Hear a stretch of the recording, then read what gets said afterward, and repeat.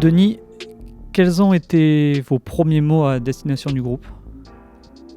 La prise de contact a été très rapide avec un départ en stage un petit peu précipité me concernant.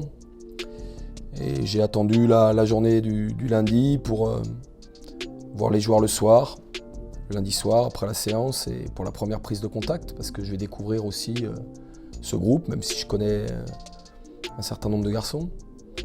Mais la première idée, c'est d'apprendre à se connaître, de leur dire comment je fonctionne, qu'on allait partager une aventure ensemble et qu'il fallait poser les bases d'un fonctionnement cohérent avec des objectifs précis, mais surtout les moyens à mettre en œuvre pour y arriver au quotidien. Je crois que c'était ça le plus important. Est-ce qu'on peut considérer ce début d'année comme une nouvelle saison qui démarre ? Alors, il y a toujours plein de bonnes résolutions en début d'année. Je crois qu'il faut être un petit peu effectivement amnésique parce que la situation du club nécessairement elle est impactante psychologiquement et il faut rapidement redonner goût à un certain nombre de choses et surtout le goût de la victoire pour que ça bascule et qu'il y ait une nouvelle aventure qui commence. Mais une fois qu'on a dit ça, on sait très bien que les échéances qui arrivent sont difficiles, importantes, mais qu'en fait on n'a pas le choix. Et donc ce premier stage de l'année, on peut le considérer comme un stage de préparation à cette nouvelle saison ? Disons qu'il y avait un certain nombre de choses à régler, vous vous en doutez, notamment sur les choses à mettre en place à l'entraînement, la préparation du match de Brest, les grands fondamentaux à mettre en place effectivement, et puis oui, donner le ton, voilà, en allant forcément à l'essentiel, parce qu'on n'a pas eu beaucoup de temps pour préparer tout ça, parce que ça s'est fait quand même au pied levé. Lors de la conférence de presse du président, on a souvent entendu le terme confiance.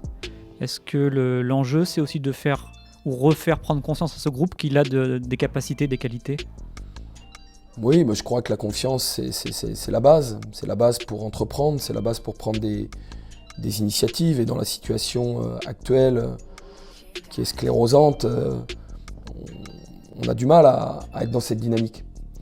Et donc, il faut remobiliser des énergies pour que les joueurs se lâchent, osent, et puis retrouvent une bonne estime d'eux-mêmes dans leur capacité à faire les choses et à gagner. Ce que je leur ai dit, la victoire, elle n'appartient pas qu'aux autres. C'est quelque chose qui doit nous habiter. Lors de périodes de transition, il arrive que de nouveaux coachs ne connaissent pas très bien l'effectif.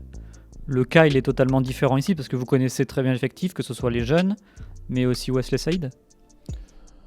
Oui, alors ça permet de gagner un petit peu de temps. Je connais bien effectivement l'ensemble des jeunes issus du centre de formation. Certains comme Wesley que j'ai pu côtoyer aussi dans mon club à Laval. Donc ça permet de mieux connaître les personnalités, les aptitudes des uns et des autres. Charge à moi de creuser avec les garçons que je connais un petit peu moins bien pour que cette aventure elle soit globale, partagée. Elle peut être exceptionnelle si on arrive à atteindre l'objectif qu'on s'est tous fixé. Si on parle points, 12 points à la trêve, c'est évidemment très insuffisant. Oui. Mais seulement 5 points sur le 17e.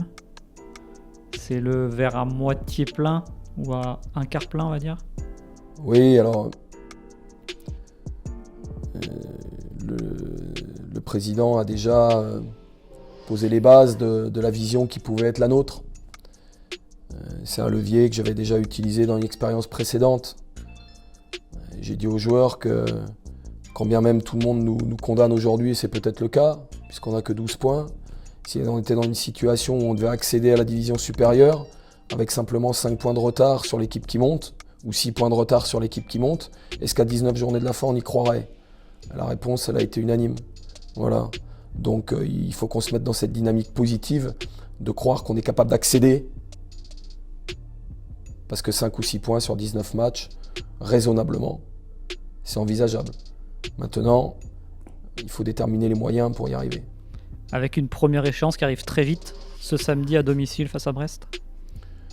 Oui, J'ai entendu Olivier Dalloglio, mon confrère, qui disait que c'était un match déjà capital pour eux. Il a d'ailleurs fait tourner hier dans son match de la Coupe de la Ligue contre Lyon, donc c'est un match qui revêt une importance forcément particulière.